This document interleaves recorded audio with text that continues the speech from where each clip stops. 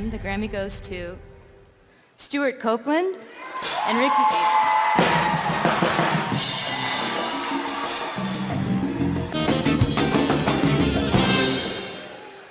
Well, only one of us is allowed to get to talk.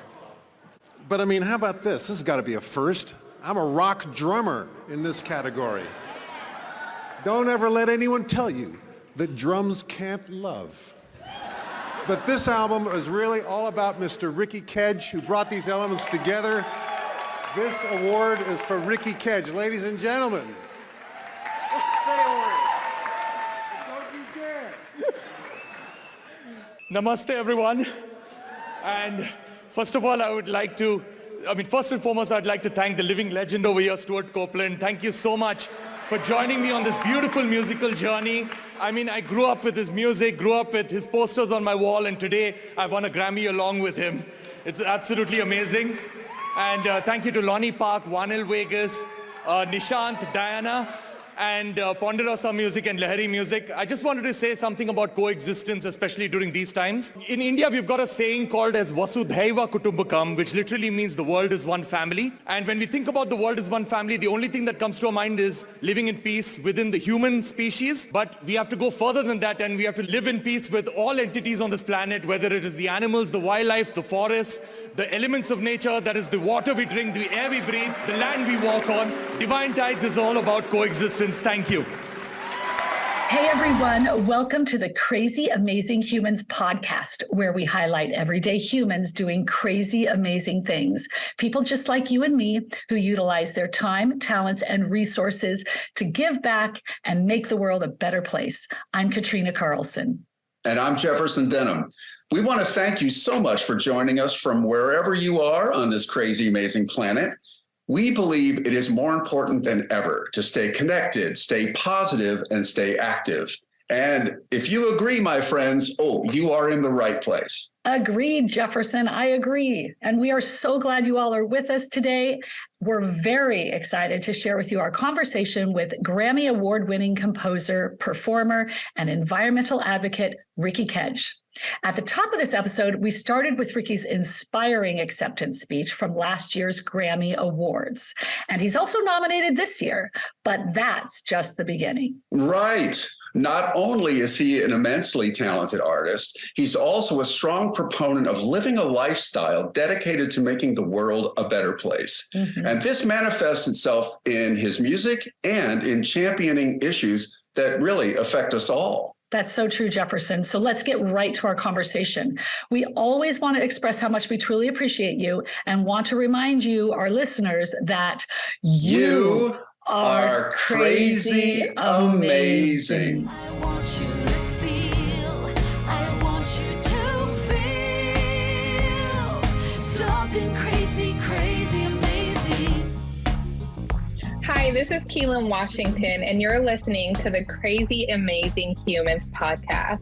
Be sure to subscribe to your favorite podcast platform and on the Crazy Amazing Humans YouTube channel.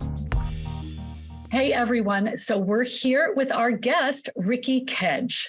Ricky is a two-time Grammy Award winner whose most recent Grammy was for the album Divine Tides, a collaboration with Stuart Copeland. Ricky's music has gone #1 on the Billboard chart, and he is an internationally renowned Indian composer and environmentalist. His vast repertoire of work includes 16 studio albums and 4 feature films, including the natural history documentary Wild Karnataka, narrated by Sir David Attenborough. In addition to winning numerous music awards from multiple countries and performing all over the world, Ricky has been recognized for his tireless work in creating awareness for environmental issues. He serves as the UNESCO Global Ambassador for Kindness. That's pretty cool. UNCCD Land Ambassador, UNICEF Celebrity Supporter, and Ambassador for the Earth Day Network.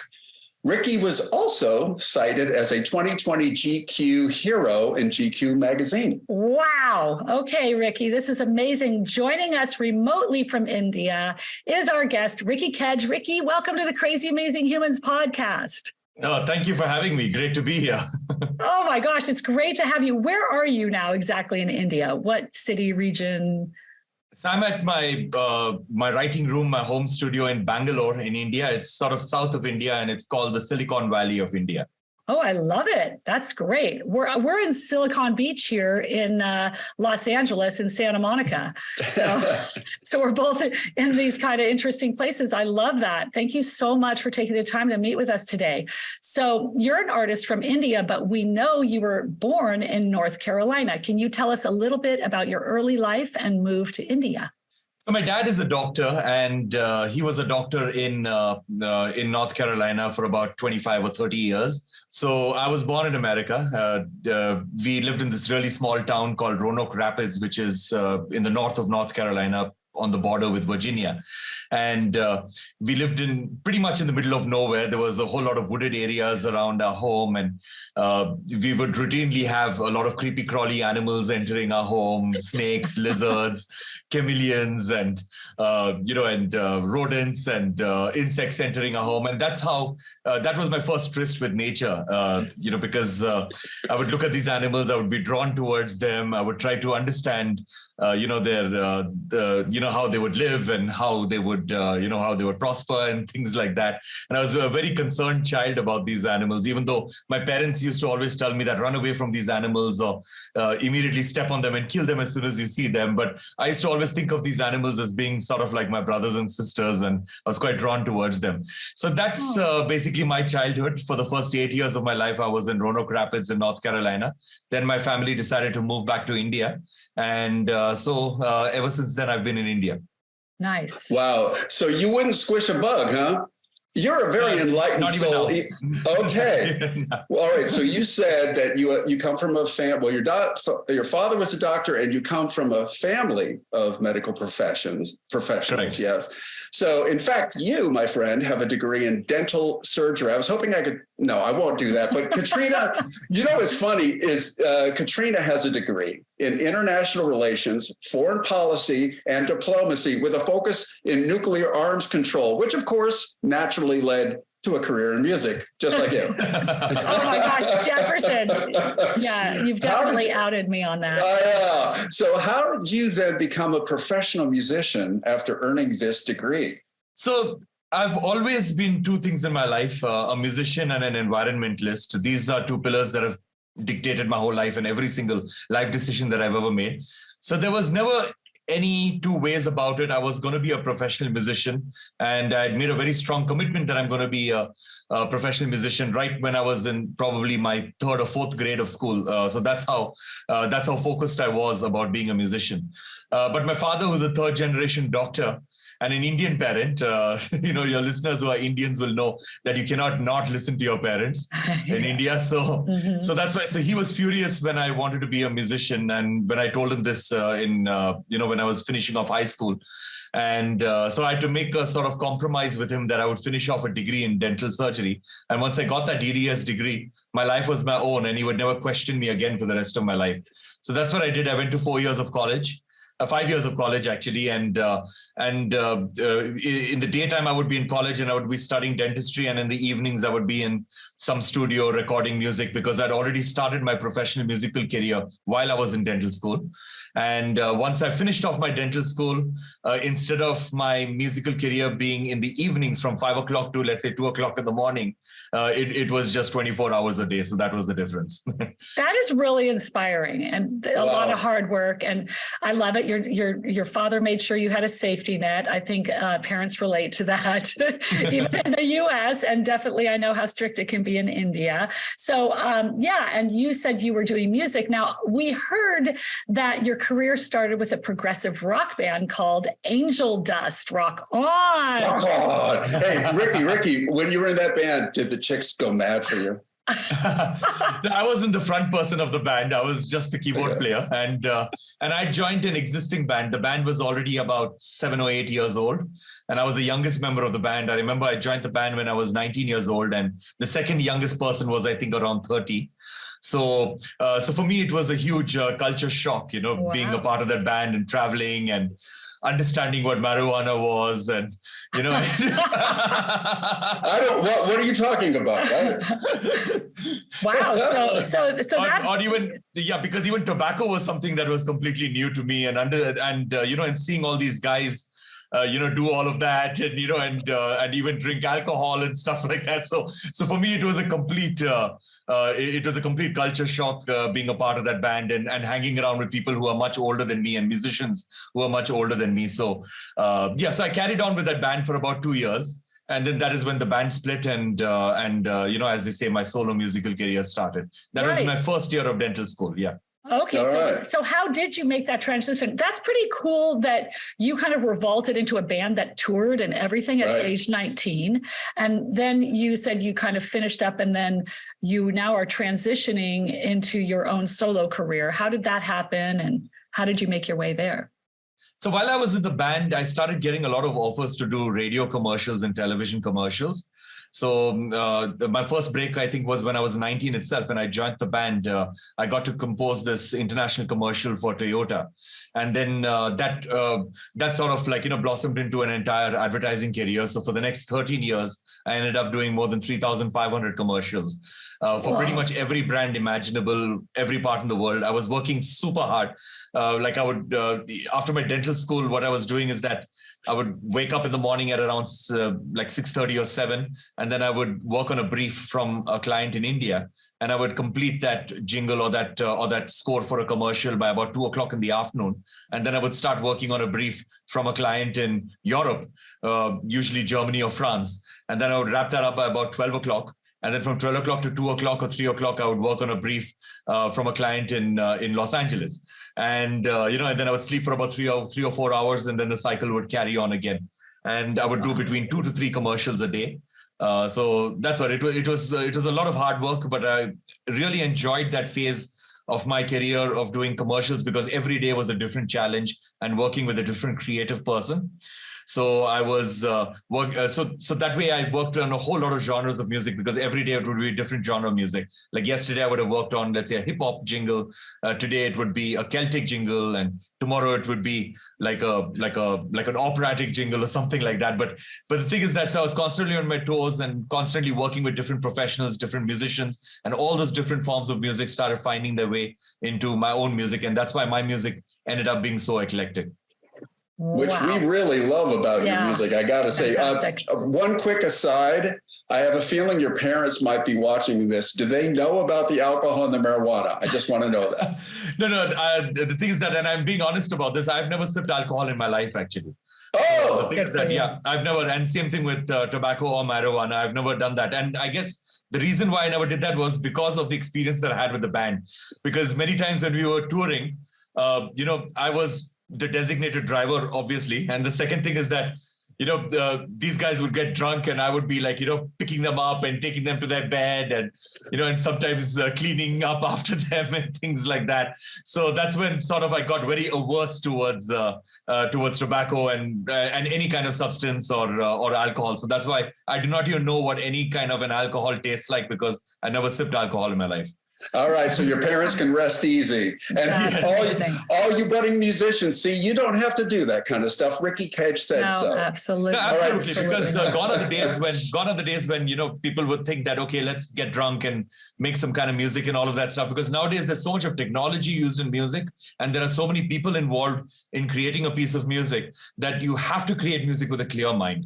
And I think that is extremely important. And that's what I tell a lot of youngsters in India, that it's very important to stay away from all of that because you need a clear mind to create music nowadays. Amen. Absolutely. That's fantastic. Right. So you're going to get a complete agreement from Katrina on that. That's a great message. Thanks. Right. Ricky. So let's segue now out of writing commercials. And then you started doing your own albums. And I met you, or I came to know you, when you won your first Grammy in 2015 with our mutual friend, Wouter Kellerman, with Winds of Samsara. But there's a wonderful, in another interview we were listening to, there's a wonderful movement or story that this music is attached to, and it had something to do with you meeting the Prime Minister, and then there was a big meeting about the environment. Am I remembering that correctly?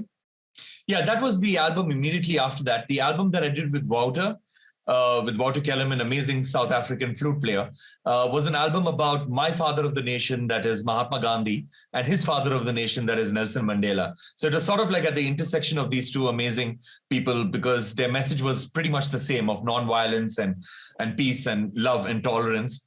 And so that was the thematic elements of that album. Now, after I won the Grammy Award, Indian Prime Minister Narendra Modi, he had invited me for a private meeting. And what I thought was going to be just a quick photo op ended up being an hour-long discussion, because he was going to be visiting the climate change conference later that year. That is the Paris Climate Change Conference, the COP21, largest conference of nations in the history of our planet. 193 presidents and prime ministers came together in Paris for that. Wow. To discuss about climate action. So he told me that he's going to be visiting that particular conference and he's going to be delivering a keynote speech. And we had a long discussion about that, because he knew about my role with the United Nations, being their ambassador, and also my work with the environment. And then we came to sort of like a conclusion of sorts at the end of the meeting, that I would finish off an album which is truly inclusive and has got musicians from different parts of the world. And if he likes the album, he will launch it over there, because he has the stage for delivering the keynote speech. And India was a very important component of that climate change conference. So I made this album, Shanti Samsara, with 500 musicians from over 40 countries, and showcased the album to our Prime Minister. He loved it. And then he ended up releasing it along with Ban Ki-moon, the then Secretary General of the UN, and the then President of France, that is François Hollande. So all three of them came together and they released that album. And so that was a great, great experience to have this particular album that I worked so hard on to, to be released on that huge platform. Wow. And from there, you've just continued with incredible things that you're doing. And you have a wonderful story sort of related to this ask and you shall receive idea in regards to you asking Stuart Copeland, who you said was one of your childhood heroes. You actually had his poster on your wall, right? When you asked him to collaborate with you on Divine Tides. True. So so Stuart Copeland, I had done a collaboration with him in 2016.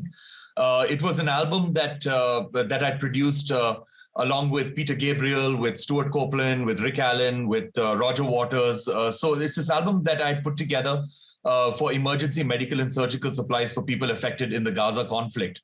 And so that was my first introduction to Stuart Copeland, but it was not actually an introduction because I never got to talk to him directly. All the interactions happened through artist managers.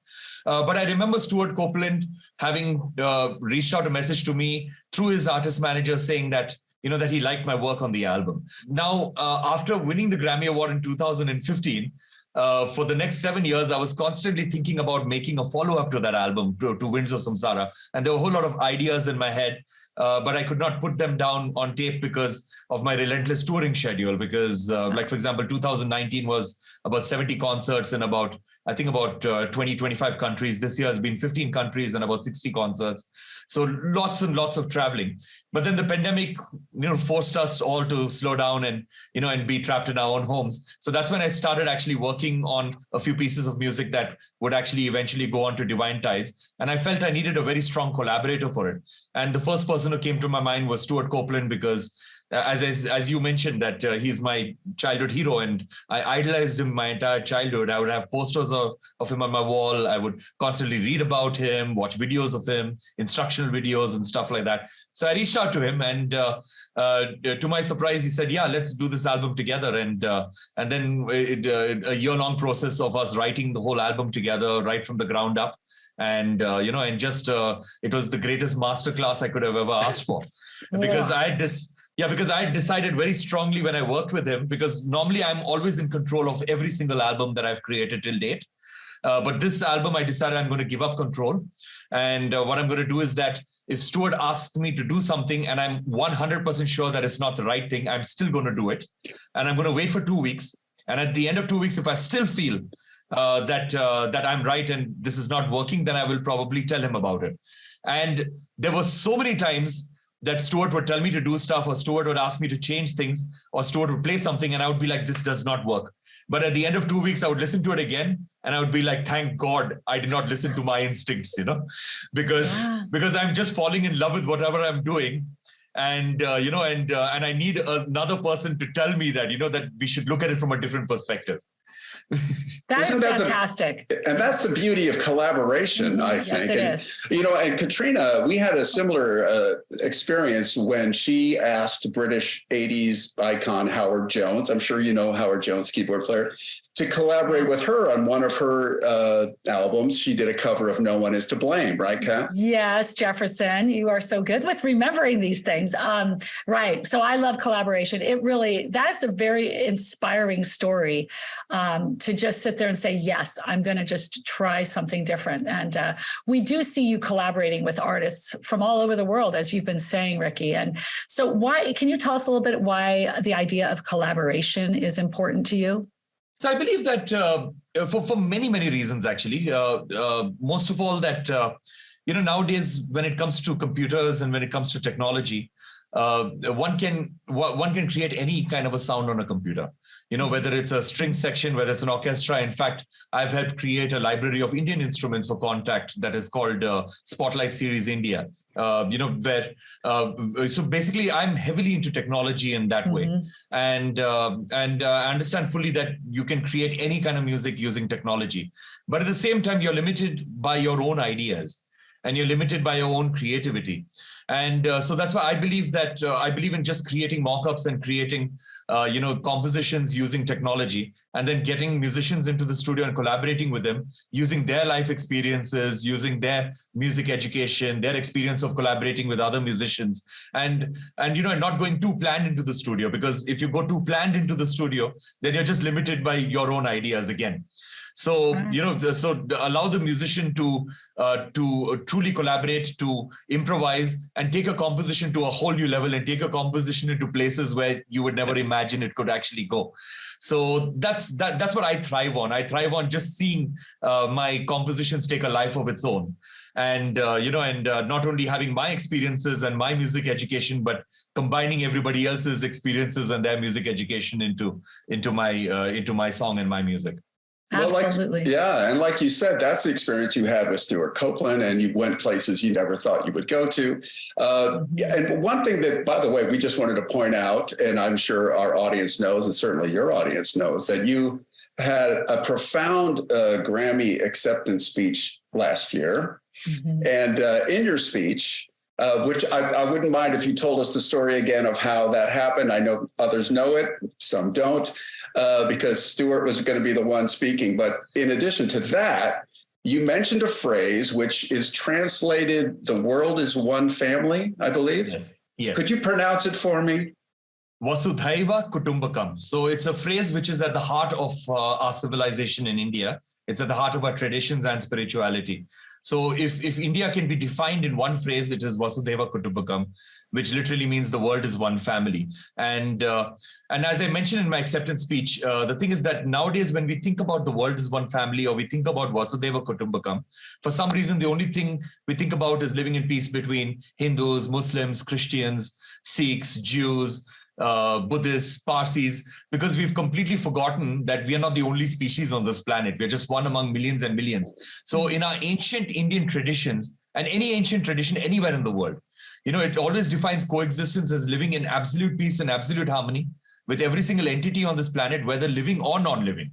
So it's not just living among us human beings, which you're not doing a very good job of, but also living in peace and harmony with all life, the forest and wildlife, and also going a step further and living in peace and harmony with the elements of nature too. That is the water we drink, the air we breathe, the land we walk on, and so on and so forth. So that is what true coexistence is. And whatever problems you're facing on our planet today, whether social problems or environmental problems or climate change, everything is a result of us not living in coexistence or not living as Vasudhaiva Kutumbakam. That's what I believe. That makes sense to me. Yeah, me too. I'm signing up for that. So when did the idea, it sounds like it started from the beginning, this idea of utilizing your music as a way to promote good in the world. So tell us about how, you're kind of expounding on that now, but tell us a little bit more about that. So first, I'll just address Jefferson's question, because it's a very interesting story about how the speech happened, the acceptance speech. Right. So I'll start with that. So the Grammys had sent out word to all the nominees that instead of the previous years where you could speak for 2 minutes, and multiple people could speak. Like if it's a band of 5 people, then 5 people could speak, but as long as it stays within 2 minutes. And at 1 minute and 45 seconds, they start playing the music. And at exactly 2 minutes, the music soars up and your mic is turned off. So that's how it was in the previous years. This year, they changed the rule where they made it 45 seconds. Okay, 45 seconds, and only one person can speak. So if one person goes up on stage and speaks for 15 seconds, and a second person comes up on stage and starts speaking further, they will shut off the mic because only one person or 45 seconds. So that's how they made it. So Stuart and me made a very quick decision that he's the one who's going to speak. He protested about it quite a lot, but I told him that it's better that you praise me on stage rather than I praise myself, you know. So he bought that. And also I felt it would look very odd if, like, you know, they say Stuart Copeland and Ricky is the winner and Stuart Copeland is standing in a corner and I'm the one who's speaking and they'll be like, who's that guy, you know? So that's why. So Stuart went up on stage after we won and he went on the mic, he made a quick drummer joke, but then he just looked at me and he thought that, no, Ricky is the one who has to speak. And that shows, that is what true legends are made of, you know? Yes. And he just looked at me and he could have easily used that 45 seconds. But he looked at me and then he told me that, but this award is for Ricky. So Ricky, come and take the mic. And he knew the conductor of the orchestra really well. So he turned to the conductor, and all of this is on YouTube. He turned to the conductor and he pointed at him and he said, don't you dare. And the conductor was about to, you know, conduct some music and start the musical piece. He put down his baton and Stuart kept staring at him the entire time that I was speaking so that he wouldn't lift up the baton again. And I gave my entire speech and then both of us walked off stage. So that was how it happened. Which was all impromptu, by the way, right? You weren't expecting to speak. I wasn't expecting to speak, but at the same time, I've described the album many times in the past. So, you know, so that's why, so I knew what to say because I knew that I had to describe the album. So in my mind, I thought that, okay, let's just talk about the thematic element of the album, that is Vasudhaiva Kutumbakam. So that's why I did that. So that way, even though it was not a prepared speech, it was something that I'm used to talking about. So that was there. And then coming to about the environment, now I've always been, as I mentioned, an environmentalist and a musician. And I guess the inspiration of making music for the environment was already there, and I would constantly make music about the environment, but not all of my music was about the environment. It was the meeting that I had with our Prime Minister that encouraged me to go for this full time, because our Prime Minister, one thing that he told me that really stuck by me is that, you know, if you're passionate about something, your art needs to reflect that in its entirety, and you need to live that life. And that's something that I took to heart. And then when I left his office, that is when I decided that, yes, you know, my art needs to reflect me as a person. And, you know, so that's why I need to stop doing commissioned work and I need to create work which is completely something that defines me. Then I started creating music on a whole lot of other social issues, simply because, and I'll tell you this quickly, because in India, we are still a developing nation. And if you go to a rural area which is steeped in complete poverty, and you give them the narratives of climate change and of the environment that the West uses that consume less of everything, they're going to turn back and tell you that, first of all, we don't have anything to consume. Like, what are you talking about consuming less of everything? And if you tell them that, you know, that, okay, you guys don't have electricity right now, because not everybody in India has got the luxury of flicking on a switch and a light turns on, you know. Mm-hmm. So a lot of people still do not have electricity. In fact, 350 million people in India, that is 1/4 of our population, does not have a good standard of living, which is the entire population of America. You know, so all of these people need to develop, and you cannot tell them that, okay, let's wait for solar energy and battery technology to improve. Let's forget about your generation. You know, let's make a better world for our children and our children's children. You cannot do that because everybody has got their own dreams. They've got their own aspirations. So I realized that I personally have put all of our problems in the global South or in developing nations into two large buckets: problems of survival and problems of thriving. Now, the environment is always looked upon as a problem of thriving, whereas the survival problems are gender inequality, gender violence, poverty, hunger, education, sanitation, water. So I realized that in order for me to get people in India to buy into the whole environmental agenda, you need to first solve all these problems. You know, only then they're going to buy into the whole environmental problem. That's why I decided that I need to have a very holistic view of problem solving, where no problem can be looked at in isolation. and because everything is interconnected. And so that is why my music became a lot more diverse, where I started tackling a whole lot of other problems, including refugee crises and things like that, so that I could get to my end goal of the environment. That makes so much sense. I mean, you are incredibly insightful, obviously very intelligent, and thank you for the work you're doing. And you know, Kat, and there's something that Katrina and I saw you say, and I'm going to bring it up here, that you said for an artist like yourself and other fellow artists, by the way, if you're an artist and you're watching and you win or you're nominated for a Grammy, make friends with the conductor. I think that's lesson one. But number two, I know, Ricky, you live this out, that you have said it's sort of our job as artists to take these complex issues and problems that are very cerebral, hard to understand sometimes because of its complexity, and put it into a visceral or emotional presentation so people can really feel it and understand it in a visceral way. Isn't that true? Absolutely, because the thing is that, see, everybody on this planet is aware of all the problems that we face, whether, as I said, the social issues or the environmental issues. Everybody knows about climate change. Everybody knows about species extinction, deforestation, forest fires, plastics pollution, air pollution. Everybody knows about them, maybe not at a statistical level, or maybe not at an analytical level, but everybody knows about it at some sort of level that, you know, using these single-use plastics is not good and things like that. People know about that. But so the golden question is not about awareness, because everybody's aware of these problems. The golden question is, how do we convert this awareness into action? And that can only happen if there is an emotional response. So I can showcase a ton of scientific data to people and it will probably not make any difference to people's mindsets. I can show a whole lot of analytics. People will probably look at it and they won't react to it. But what is needed is for artists, as you mentioned, for artists to take these complex ideas and thoughts and to convert it into the emotional language of music so that it becomes, and I hate using this word, but it becomes generic enough for people to understand and for people to have an emotional response. Like, for example, climate change. The biggest issue about climate change is, what causes climate change is air pollution. Now, if air pollution is treated as an environmental problem, not too many people are going to buy into it, because people, unfortunately, don't care about like a polar bear, which may or may not die in the North Pole, or 3 degrees centigrade. The UN constantly uses these terms like if temperature should not raise to 3 degrees centigrade, it should be 1.3 or 1.4 degrees centigrade and things like that. But if you start using thoughts of like, you know, that this air pollution is going to affect your health. It's going to affect the health of your children. It's going to, if you start using terms like, you know, bronchitis and asthma and things like which can cause immediate problems, which it is causing immediate problems to, then it causes an emotional response. The same thing about climate change. What I've been doing is that I've been visiting the Pacific Island nations, especially this country called as the Republic of Kiribati. So I've realized that this particular country is going to be the first country in the world that's going to go completely underwater due to climate change. And it's pretty much irreversible at this point in time. Now, the children over there who are aged like 8 or 9 years old will not be able to grow up in their own country.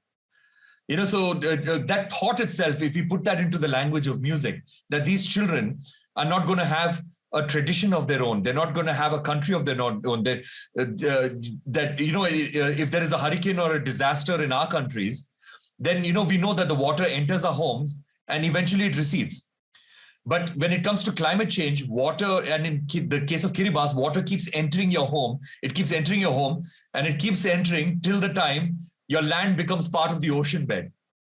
You know, and your land is completely gone and it's finished, you know, and that ancestral land that you had is gone. It's the ocean bed. So these are the kind of thoughts and ideas that we need to think laterally. We need to think out of the box, and we need to present this in the form of art, especially in the form of music, so that things hit people more emotionally and it hits their hearts and their souls rather than just their minds. That makes such sense. And I assume a lot of your music has been put to images for these different, you know, causes and areas that you are trying to raise awareness and action from.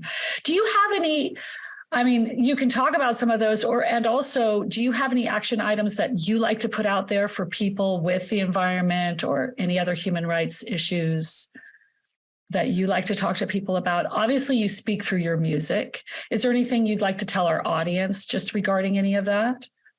Yeah, so the thing is that like making music is one thing and creating art is one thing, but it needs to have measurable impact too. That is extremely important. So that's something that I'm constantly measuring, the impact of my music. I've got a couple of PhD students who are sort of on my payroll, and and they're constantly measuring impact at concerts. They're measuring impact when it comes to social media, and seeing how if mindsets are actually changing and what should we do, how should we course correct and things like that. So one thing that I'd like to talk about is about cause and effect. Because many times action and effect. So many times what happens is that we do something and we don't realize the effect that it is having on our human species itself. Like, for example, in India, we've got a problem known as human and elephant conflict. Now, there was this image which had become really powerful in the year 2020. Anybody can Google that image. It was this pregnant female elephant who was standing in the middle of a water body, a lake in south of India. She was standing in the middle of a lake and she was dead while she was standing. And it was this very, very powerful image. People were crying all over the world. It was spread all over the world, from New York Times to LA Times to the BBC carried this particular image. Now, what had happened is that this pregnant female elephant, she wandered out of the forest in search of food. And while she wandered out of the forest, she went into this farmland. And she walked into this farmland and she ate a pineapple fruit. Now, when she ate this pineapple fruit, little did she know that the farmer, in order to keep away wild animals from his farm, had laden this particular fruit with explosives. So she ate this particular fruit and it exploded in her mouth, and it fatally damaged her mouth. And then she wobbled her way to a lake, and she went right into the middle of the lake and she stood there and she died. And this image became really powerful. Now, of course, there was a huge reaction from all over the world, especially the younger people, that the farmer should be killed, the farmer should be hung upside down, the farmer should be put into prison and locked up for the rest of his life. And I agree that the farmer needs to be punished really heavily. But if you think about it, we city people and we people who are privileged, we do not realize that we are completely at fault over here. Because if Apple comes out with a new iPhone, and if there are not enough iPhones and it goes out of stock, we are like, why can't they make more of these electronic gadgets? Why can't they make more of these? If we do not have electricity for 3 minutes, we are so inconvenienced. But where is all that coal coming from for that electricity? It's coming from digging up those forests. Where is all that manganese, iron, cadmium, lithium, silica, magnesium? Where is all that coming from for building all these electronic gadgets that we love so much and we buy so often? It's coming from digging up those forests. When we dig up those forests, we're destroying. And it's our consumption patterns which are destroying those forests. And because of that, the elephants' habitats are getting destroyed, their food sources are getting destroyed, and they have to wander out of the forest. And when they wander out of the forest in search of food, then basically they find a farmland. And that poor farmer, who needs to be punished though, but that poor farmer has to make this really painful and ridiculous decision of putting explosive fruits to save his or her livelihoods and to save his or her family, from being killed by the elephant probably. And that's why he or she has to take that painful decision. But who is at fault? We need to look into a mirror every time there's a problem, and we need to understand that our consumption patterns is what is causing all these problems on this planet. And, it's sort of like not ironic, it is what it is, that GQ honored you, as you should be honored. It sounds like you're a hero to me, but you said after that, it's funny that GQ is honoring me because I'm a minimalist and I wear the same thing every day kind of thing. Do you think that the answer for us is to watch our consumption? Is it as simple as that? Exactly. Like, for example, I started a campaign in India known as Rewear for Earth, the numeric 4, it's a hashtag, Rewear for Earth. And so what I did was that when I'd won the Grammy this year, I'd worn a particular costume. And then after that, I'd walked the red carpet at the Cannes Film Festival because I'd performed for the opening of the festival this year. And so basically I wore the exact same costume. Then after that, I performed for the opening of the Stockholm Plus 50 event in Sweden. I wore the exact same costume. So basically what I did was that I wanted to showcase that fashion. We need to change the paradigm over here where fashion can be fashionable more than once. And, and the earth does not remember what we worn. The earth remembers how we treat her, So that's the most important thing. This whole idea that every single picture on Instagram and every single event that we go to, it has to be a different costume. And we are ashamed to wear the same costume a second time, or we are ashamed to showcase that, we do not have more than one costume in our closets or whatever. That needs to change completely. And I think we need to double down on it. And we need to feel proud every time we rewear a costume, because we need to showcase that we are being responsible towards the environment. Because people don't realize the water footprint of clothes. Like, for example, we just buy a pair of cotton jeans. But we need to realize action and effect, because that if we think about it really hard, the cotton needs to be grown. And you need to grow about at least 14 plants of cotton to actually make a pair of jeans.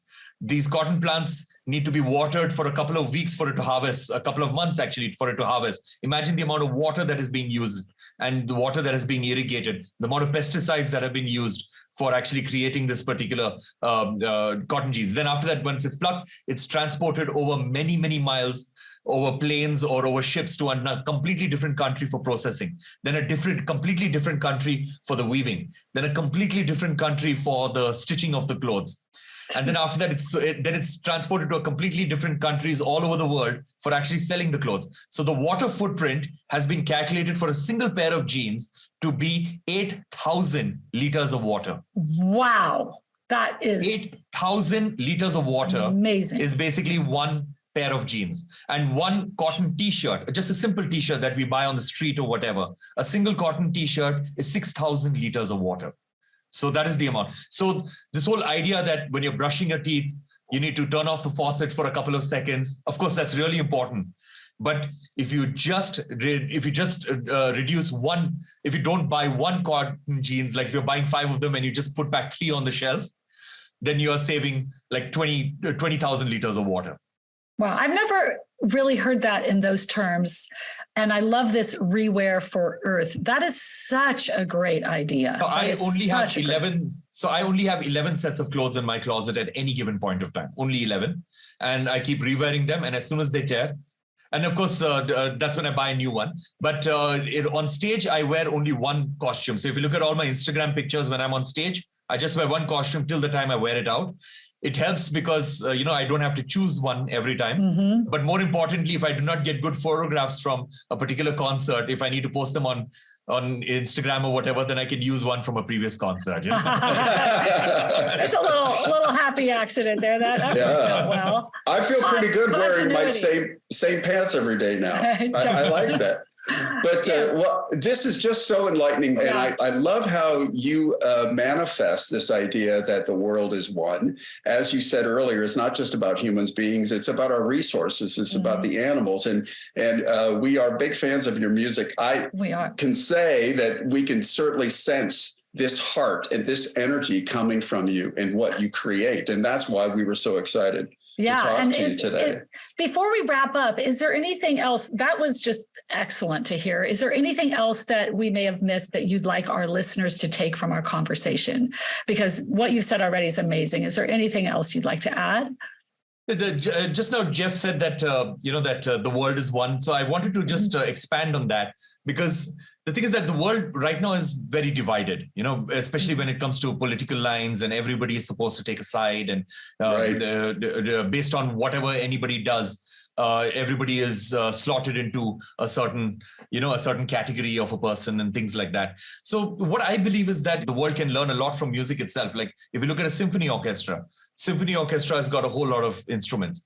Like, you've got violins, which are really soft. And then you've got like a tuba, which is super loud. And you've got a timpani, which is a percussion instrument. You've got a piano, you've got a harp. Now, a violin is never trying to be a timpani. A timpani is never trying to be a tuba. Tuba is never trying to be a harp. Everybody's got their own unique personalities. But at the same time, when the orchestra plays together, somehow it's magic that happens, So it's not like everybody's the same. Oneness is not about everybody being the same, Oneness is about somehow, being yourself and creating a unique identity of your own, but at the same time being respectful of each other and working in harmony with each other. So I guess oneness, a lot of people feel that oneness means that everybody needs to have the same ideology and the same thoughts. And that's not the case at all. Oneness is all about harmony, where you've got differing ideas and differing positions, but somehow everything is working together in a state of no war and in a state of peace. And processing that, which Katrina and I are big fans of what you're saying, everything you're saying. And it seems, this may be simplistic, but tell me if this paraphrase works for you, that it's okay. In fact, it's desirable to sacrifice a bit on your end. Inconvenience yourself a bit for the greater good. Would you say that's kind of what you're saying? I would say not inconvenience yourself, but listen to a person no matter how wrong you think that person is. I disagree with you, Ricky. No, I'm kidding. and it's all about because nowadays with the amount of divisiveness, what people need is empathy at a whole new level, where no matter how wrong you think a person is, no matter how stupid you think a person is, no matter how you feel that this person is completely ruining the world with their ideology or their thought, even then trying to understand where they're coming from and what their perspective is and why do they think the way that they think. And even if you cannot understand all of that, and if you do not have that much of empathy, then just respecting what they stand for. Thank you for that. I think that's great. That's very empathy. Boy, we could sure use a lot of that. Now, if members of our Crazy Amazing Humans community wanted to follow you or participate in the things that you're passionate about, how can they do that?